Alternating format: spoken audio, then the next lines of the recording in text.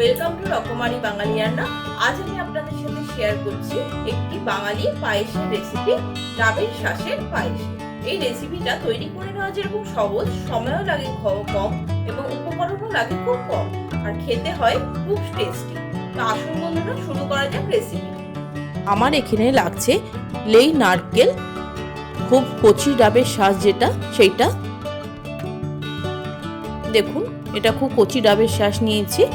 তাতে লাগছে কিশমিশ, কাজু, আমন্ড কুচিয়ে নিয়েছি, একটা এলাচ দানা, আর নিয়েছি দুটো তেজপাতা, আর নিয়েছি দুধ 1 লিটার।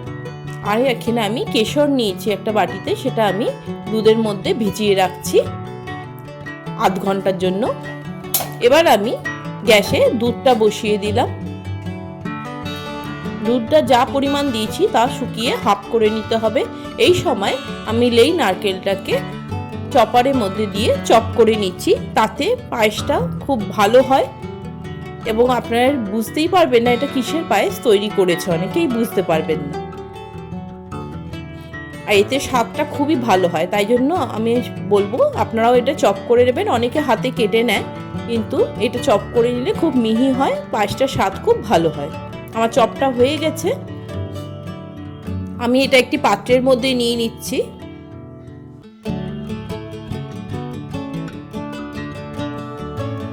দেখুন, দুধটা শুকিয়ে অর্ধেক হয়ে গেছে। এবার আমি এর মধ্যে দিয়ে দেবো তেজপাতা আর কেশরগুলো ভিজিয়ে রেখেছিলাম যেটা দুধে, সেটা আমি দিয়ে দিলাম এলাচটা আমি একটু চিড়ে থেতো করে দিয়েছি।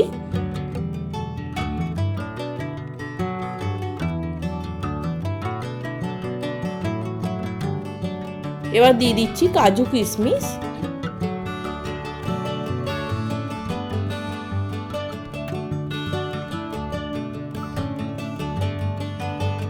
এইবার চপ করে নেওয়া লেই নারকেলটা আমি দিয়ে দিচ্ছি।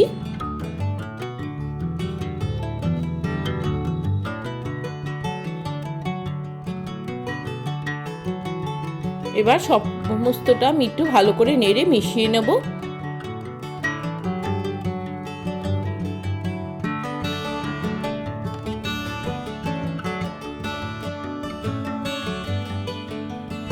এবার 1-2 মিনিটের জন্য অপেক্ষা করব ফুটিয়ে নেওয়ার জন্য।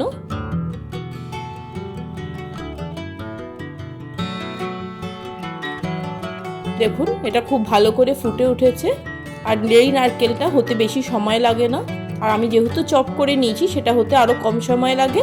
এবার আমি দিয়ে দিলাম 1 চামচ ঘি, যেটা খুব সুন্দর একটি গন্ধ দেবে।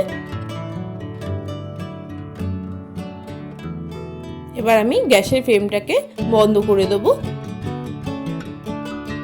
তৈরি হয়ে গেছে ডাবের শাঁসের পায়েস। খুব সহজ রেসিপিটা বন্ধুরা, আপনারা বাড়িতে ট্রাই করুন। কেমন হচ্ছে আমাকে অবশ্যই কমেন্টস করে জানাবেন। আমি এটি একটি মাটির পাত্রে সার্ভ করে নিচ্ছি।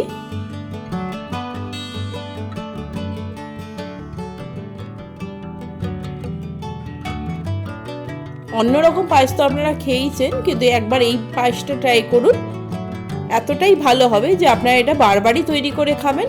তো বন্ধুরা, রেসিপিটা কেমন লাগলো আমাকে অবশ্যই কমেন্টস করে জানাবেন। রেসিপিটা ভালো লাগলে চ্যানেলটিকে সাবস্ক্রাইব করে নেওয়ার অনুরোধ রইল।